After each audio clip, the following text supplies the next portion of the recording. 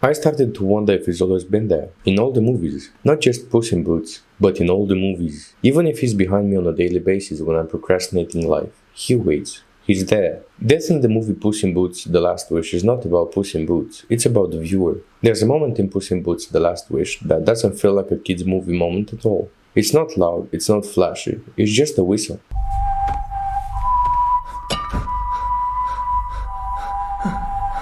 And suddenly, you feel goosebumps and everything changes. And if you've ever felt your stomach drop during the scenes with death, it's not because death is scary. It's because death was written to target something so intrinsic to humans that anyone can relate to it.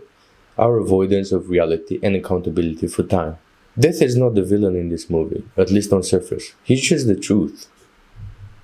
Let's talk about why it works and why it hits closer to home than most antagonists ever do. Most villains want something. Power, control, revenge, validation. But Death? No. Death does not want anything from Puss. He doesn't bargain, he doesn't escalate, he doesn't even chase. Not really. Robert McKee, in Story, talks about the most powerful antagonistic forces being immutable pressures, forces that do not change, but force change in the protagonist.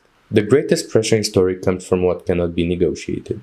And that's the key difference. Death has no arc. He doesn't change, he doesn't learn. And that's exactly why he's terrifying. In storytelling terms, this is powerful because the most frightening antagonists aren't those that grow stronger, but those that stay constant. Death is inevitable. The tension does not come from him changing. It comes from watching Puss slowly realize that he's the one that he has to change. It's just like any other movie where some calamity happens that's inevitable, but eventually the heroes manage to stop the calamity. No. In our case, the hero needs to change for the calamity to not happen. And this twist hits hard.